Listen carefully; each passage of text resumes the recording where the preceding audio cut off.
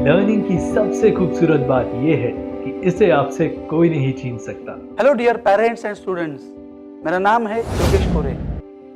ऐसा क्यों होता है कि स्कॉलर स्टूडेंट्स को स्कूल के क्लासरूम में या कोचिंग क्लास के क्लासरूम में एवरेज स्टूडेंट्स से कुछ ज़्यादा ही अच्छा समझ में आता है और एवरेज स्टूडेंट्स को कम समझ में आता है? यहाँ पर दो बातें आपको याद रखनी है।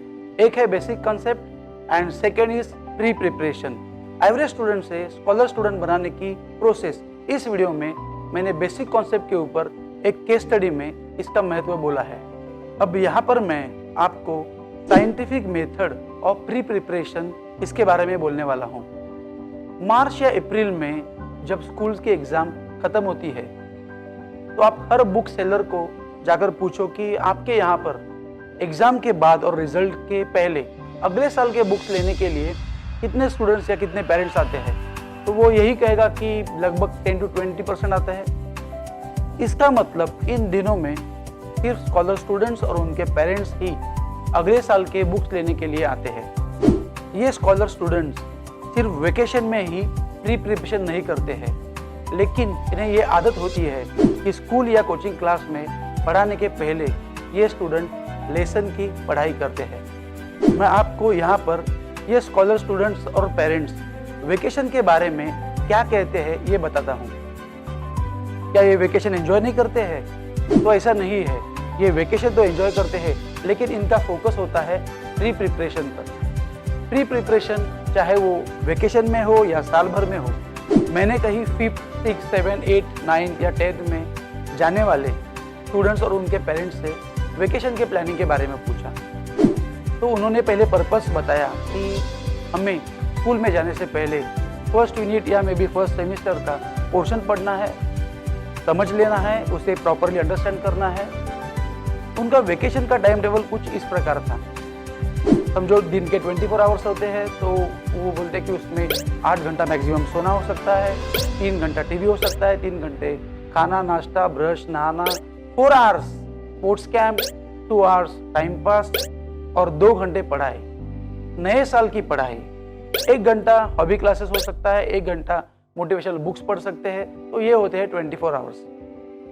उन्होंने कहा कि प्री प्रिपरेशन अब हमारी साल भर की आदत बन चुकी है।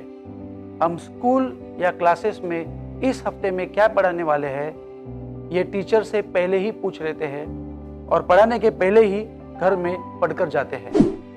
स्कॉलर स्टूडेंट्स और उनके जो पेरेंट्स होते हैं उन्होंने प्री प्रिपरेशन के फायदे इस प्रकार होते हैं, इसके बारे में ऐसा बोला है कि फर्स्ट लेसन पढ़ाने के पहले चाहे वो आपने कम से कम 25 to 30% ही अंडरस्टैंड किया है तो भी बहुत है, क्योंकि उसके बाद जब टीचर पढ़ाते हैं तो आपकी कंसंट्रेशन लेवल क्लासरूम में बढ़ती है, फिर आपकी उस लेसन की ग्रास्पिंग बढ़ती है, यानी आकलन बढ़ता है। इसके आपके ब्रेन को ग्रास्पिंग करने की आदत लग जाएगी, मतलब you are training your brain to grasp more. Pre preparation का सेकेंड बेनिफिट, लेसन पढ़ाते समय टीचर आपको कुछ क्वेश्चन पूछते हैं जिसके आप आंसर भी दे सकते हो और आप टीचर्स के फेवरेट हो जाओगे और आप स्कॉलर स्टूडेंट्स में गिने जाओगे और अब वही स्कॉलर स्टूडेंट्स आपसे दोस्ती करना चाहेंगे। इसके बाद आपका सर्कल स्कॉलर स्टूडेंट का सर्कल हो जाएगा। थर्ड बेनिफिट, आपके साथ के स्टूडेंट्स जो पहली बार वो लेसन स्कूल में पढ़ रहे हैं या क्लास में पढ़ रहे हैं और आप वही लेसन स्कूल या क्लास में दूसरी बार पढ़ रहे हो तो वो आपकी रिवीजन हो जाएगी। इसका मतलब आप उस लेसन में उनसे ज़्यादा बेस्ट हो सकते हो। फोर्थ बेनिफिट, जब आपको स्कूल में लेसन अच्छी तरह से समझता है तो आपका पढ़ाई में इंटरेस्ट बढ़ता है और अब आपको पढ़ाई अच्छे लगने लगती है और आपके मार्क्स भी अच्छे आने शुरू हो जाते हैं। फिफ्थ बेनिफिट, अब आप जब रिवीजन के लिए बैठोगे तो आपको टीचर्स ने स्कूल में या क्लासरूम में जो दिए हुए एग्जाम्पल है वो बिल्कुल याद आएंगे।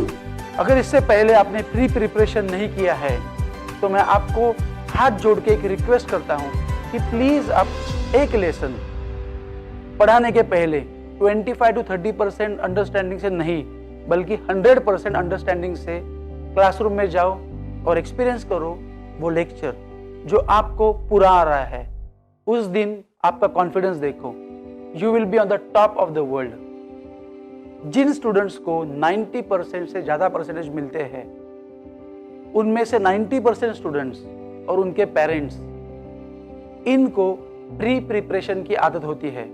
I wish you all the best.